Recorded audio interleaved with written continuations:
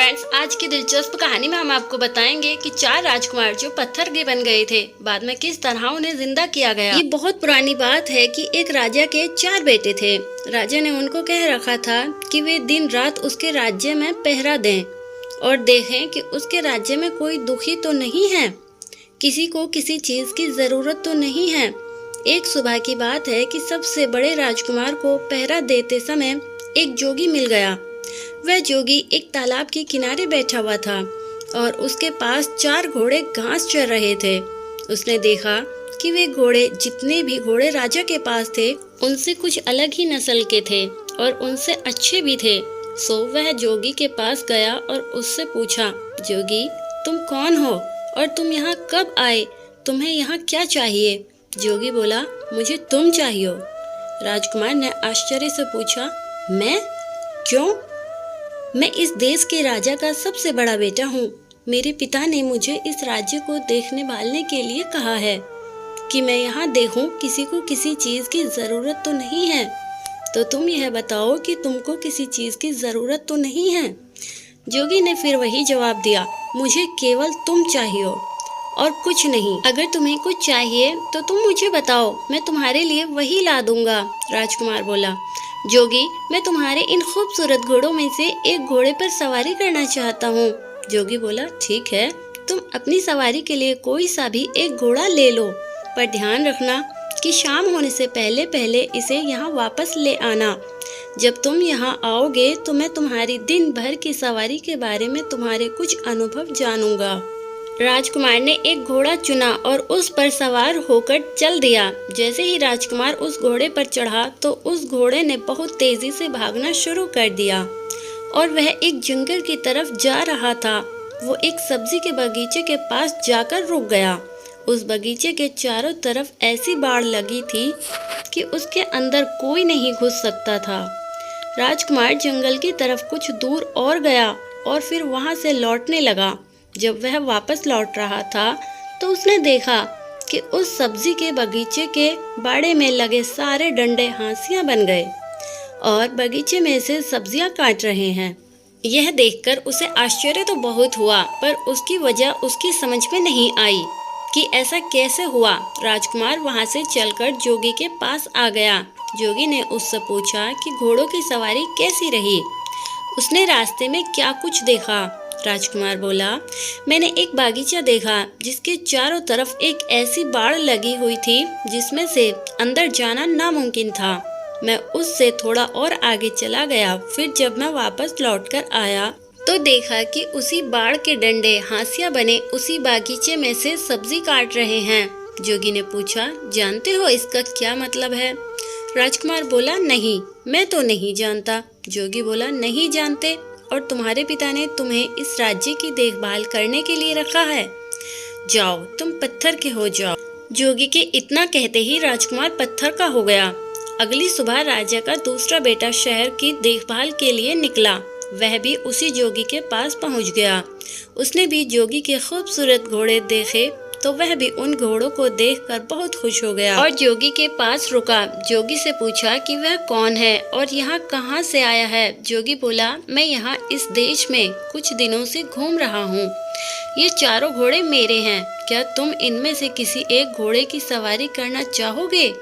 कल राजा का सबसे बड़ा बेटा यहाँ आया था। उसने इनमें से एक घोड़े की सवारी करनी चाहिए। मैंने उसको किसी भी घोड़े को चुनने और उसकी सवारी की इजाजत दे दी, पर जब सवारी करके वह वापस आया तो जो कुछ उसने रास्ते में देखा था वह उसका मतलब मुझे समझा न सका, तो मैंने उसको पत्थर का बना दिया। राजकुमार बोला, अच्छा, मगर उसने ऐसा क्या देखा जिसे वह तुम्हें समझा नहीं सका? तब जोगी ने उसे बताया कि उसने क्या देखा था और ये वादा किया कि अगर वह इस बात को उसे समझा सका कि वे डंडे हांसियों में क्यों बदल गए थे तो वह उसके भाई को जिंदा कर देगा। राजकुमार बोला, जोगी, तुमने तो ये बहुत ही मुश्किल सवाल पूछ लिया। जब मैंने उसे देखा ही नहीं जिसके बारे में तुम मुझसे पूछ रहे हो तो मैं तुम्हें कैसे समझा सकता हूँ। हाँ, अगर मैं तुम्हारा एक सुंदर घोड़ा ले जाऊँ और उसे देख आऊँ तो शायद तुम्हें कुछ समझा सकूँ। जोगी ने उसको इजाज़त दे दी और वह एक घोड़ा लेकर वहाँ से चला गया। वह घोड़ा भी उसको एक जंगल की तरफ ले गया। वहाँ जाकर उसने देखा कि नई पैदा हुई बच्चियां अपनी माँ को दूध पिला रही हैं। वह बहुत देर तक इस अजीब दृश्य को देखता रहा और फिर जोगी के पास लौट आया। जोगी ने पूछा, तुमने रास्ते में क्या देखा?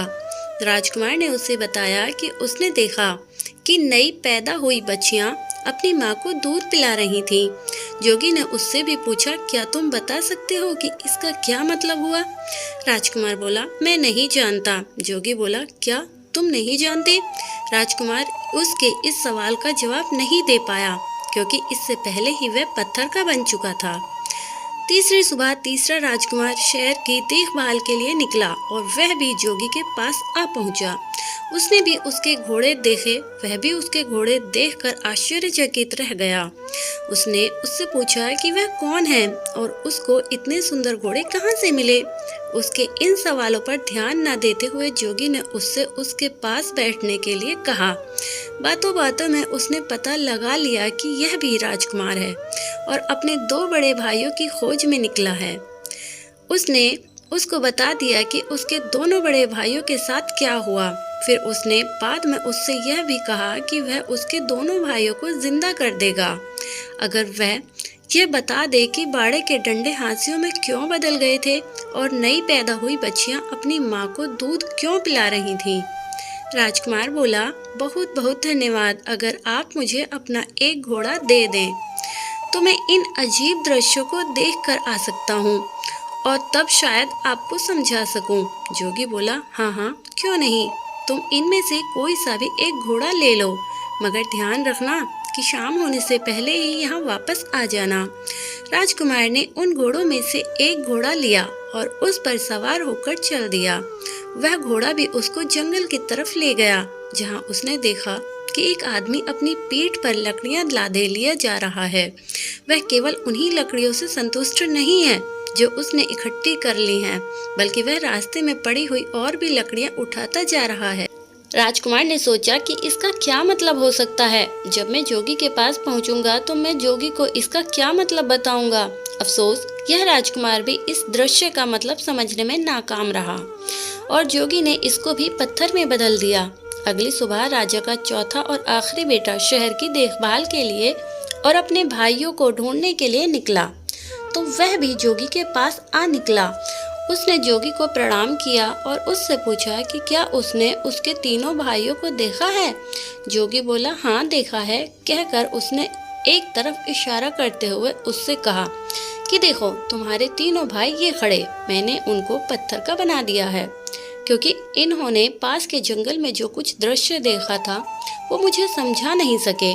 तुम मुझे उन सब का मतलब समझा दोगे तो इसके बाद जोगी ने उन तीनों राजकुमारों द्वारा देखे हुए तीनों दृश्य उसको बता दिए। राजकुमार बोला, अगर आप मुझे अपना एक घोड़ा सवारी के लिए दे दें तो शायद मैं उनका मतलब बता सकूं। मैं खुद उस जंगल में जाकर उनको देखना चाहता हूं। जोगी ने उसको इजाजत दे दी और राजकुमार उन घोड़ों में से एक घोड़ा लेकर जंगल की तरफ चल दिया। जब वह जंगल में पहुंचा तो वहां उसने एक तालाब देखा जिसमें से पानी बह बह कर निकल कर दूसरे तालाबों को भर रहा था। उस समय वह बड़ा वाला तालाब खाली था क्योंकि उसका सारा पानी उन छोटे तालाबों को भरने में लग चुका था। शाम को जब वह जोगी के पास लौटा तो जोगी ने उससे भी वही सवाल किया जो उसने उसके तीनों बड़े भाइयों से किया था कि उसने रास्ते में क्या देखा और उसका क्या मतलब था। ये राजकुमार भी जोगी के इस सवाल का जवाब देने में नाकाम रहा, सो जोगी ने इसको भी पत्थर में बदल दिया। जब राजा को पता चला कि कई दिनों से उसके चारों बेटों में से किसी का भी कोई पता नहीं, तो उसको शक हुआ कि उसके बेटों पर जरूर कोई मुसीबत आ पड़ी है। अब वह खुद उनको ढूंढने के लिए निकल पड़ा। ढूंढते ढूंढते वह भी जोगी के पास आया। उसने भी जोगी से पूछा, जोगी जी, क्या आपने मेरे चारों बेटों को कहीं देखा है? जोगी ने एक तरफ खड़े 4 पत्थर के खंभों की तरफ इशारा कर दिया। राजा यह देखकर सदमे में आ गया। उसके मुंह से निकला, कहीं आपका यह मतलब तो नहीं कि ये पत्थर में बदल गए हैं? जोगी बोला, हाँ यही है, मैंने इनको पत्थर का बना दिया है, क्योंकि वे मुझे जंगल में देखे हुए कुछ दृश्यों के मतलब नहीं समझा सके। फिर भी मैं उनको जिंदा कर सकता हूँ, अगर तुम उनका मतलब मुझे समझा दो तो। अगर तुम्हें चाहिए तो तुम मेरा एक घोड़ा लेकर जंगल जा सकते हो। राजा बोला, नहीं धन्यवाद, इसकी कोई ज़रूरत नहीं, पर अगर आप मुझे यह बता सकें कि उन्होंने क्या देखा जिसको वे आपको नहीं समझा सके, तो शायद मैं आपको समझाने की कोशिश कर सकूं। तब जोगी बोला, राजन, तुम्हारे सबसे बड़े बेटे ने जंगल में एक सब्जी का बागीचा देखा जिसके चारों तरफ ऐसी बाढ़ लगी थी जिसको पार करना, उसके अंदर जाना नामुमकिन था। पर जब वो वहां से लौटा तो उसने देखा कि उस बाढ़ के डंडे हांसियां बनकर उस बागीचे की सब्जी काट रहे हैं। इसका क्या मतलब है?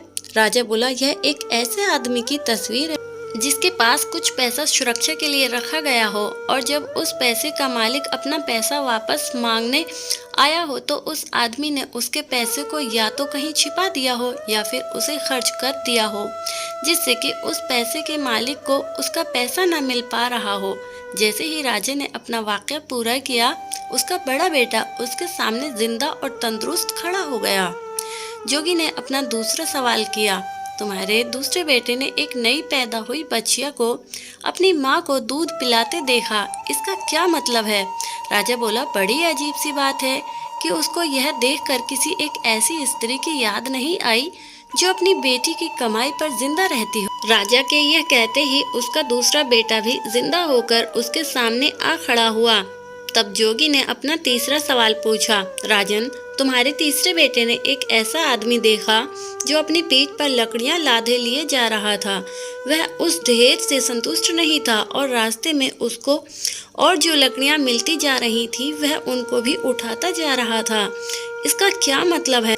राजा बोला, यह इस बात को बताता है कि कुछ लोग ऐसे होते हैं जो उनके पास जो कुछ भी होता है वे उससे संतुष्ट नहीं होते, उनको हमेशा ही और ज्यादा की इच्छा बनी रहती है। जैसे ही राजा ने ये शब्द बोले कि उसका तीसरा बेटा भी जिंदा होकर उसके सामने आ खड़ा हुआ। अब जोगी ने अपना चौथा और आखिरी सवाल पूछा, राजन, तुम्हारे सबसे छोटे बेटे ने जंगल में एक तालाब देखा जिसने 6 दूसरे तालाबों को पानी देने के लिए अपने आप को खाली कर दिया, इसका क्या मतलब है? राजा बोला, जोगी जी, वह बड़ा तालाब दुनिया के उन आदमियों के समान है जो दूसरों को देने के लिए अपना सब कुछ खर्च कर देते हैं, पर बदले में उनको क्या मिलता है? कुछ नहीं। जैसे ही राजा ने यह बोला, उसका चौथा बेटा भी जिंदा होकर उसके सामने आ खड़ा हुआ। राजा और उसके चारों बेटे खुशी खुशी अपने महल वापस लौट आए।